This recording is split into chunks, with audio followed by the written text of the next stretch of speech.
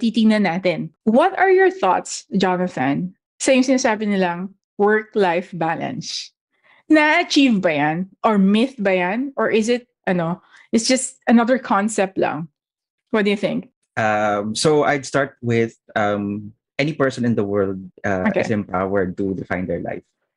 So ikaw, how do you really want to define your life? That's the first thing. And there's one thing I have seen. Parang may observation ako is there are people that treat work as completely separate with their personal lives. Di pwede. It's separate. Pag andito ako sa bahay or when I'm outside there, I'm Jonathan or I'm Margaret, period.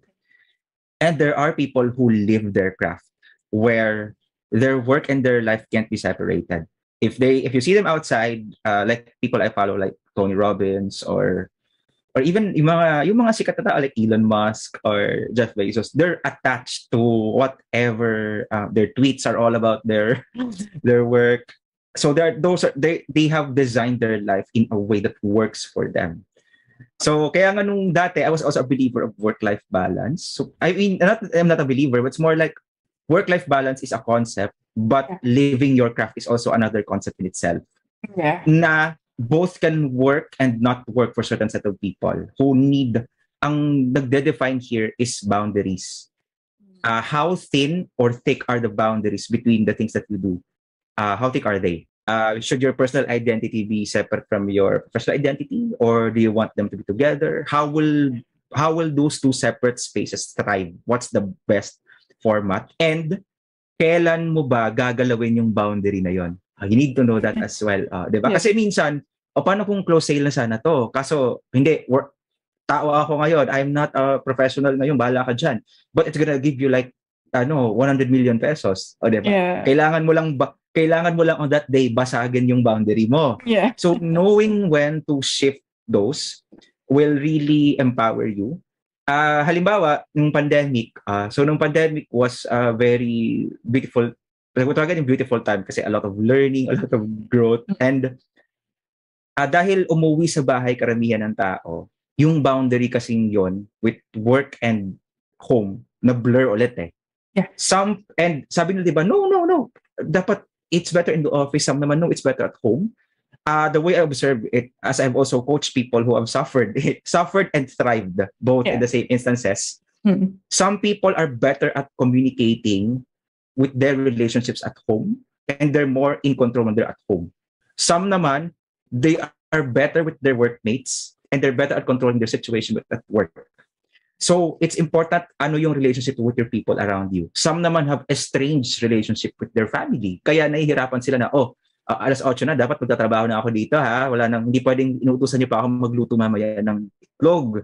Kasi hindi porke nasa bahay ako. Or magsaing. Magsaing, I'm not working. So ako, I journeyed that as well kasi that my mom was not used to me being at home, and sa kanya, the perception was, nasa bahay ka, so gawa ka ng gawaing bahay. And what I needed to do was, I needed to go that for me, that awkward, necessary conversation of engaging my family, that we need to talk. Yun yung mahirap eh, kasi isa-set mo talaga yung ground, and you're afraid of that resistance, you're afraid of that. If you've never been open to your family, talagang mahihirapan ka, and really, parang titimplahin mo ulit yung household mo itself. You know what? You can control how you design your life eh. No? You have the power, kumbaga. You have the power to, to frame yung life mo. And then, parang kasali din siya sa klase ng branding mo eh. So, do you brand yourself ba na like, kasali na yung like, this is a lifestyle branding. Like, this is what I do. I'm a freelancer, pero ganito, this is what I do in a day, yung mga ganun-ganon. And this is my life. I live with like, sabihin natin, I have 1 kid and 2 pets, mga ganun-ganon. I were to take your answer, John, parang siya eh, you have the ability, no, to decide or to control yung work-life balance mo. Am I right? Yeah.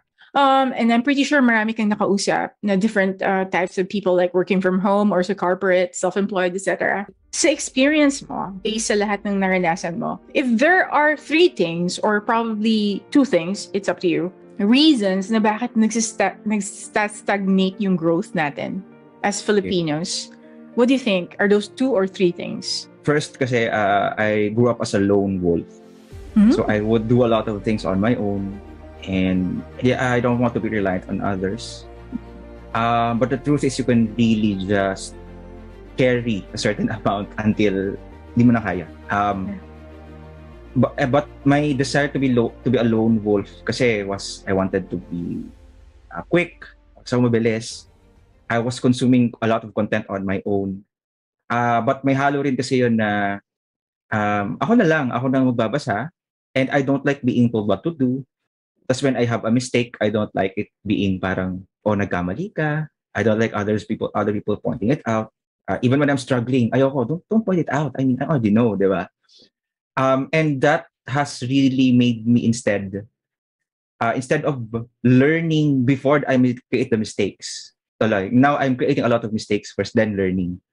And I think the first thing na it took me a long time to swallow was humility. My refusal to be humble. That I really need to know when I'm not doing good. That I cannot do it alone. That all of my decisions to consume content on my own, not hear my mistakes, be a lone wolf, was founded that I don't like being challenged. It was the first talaga na when I'm listening to you. Second is you cannot choose what you don't know. For example, I spent a lot of time just listening to a few people. Tapos parang may ibang tao dyan na parang di ko sila feel pakinggan, parang hindi ko trip. I get parang doubtful agad ako na kung pakinggan to, di ko feel. Ang pinaka-example ko dyan was since I came from a different world, the coaching world. May mga nababasa akong content about copywriting. It's so different how you would write coaching content. So I was that bias na ayoko basahin. Until sa TikTok, wala akong choice. As you scroll down, mababasa mo talaga. Rinig ko. And sabi ko, hold on, that made a lot of sense.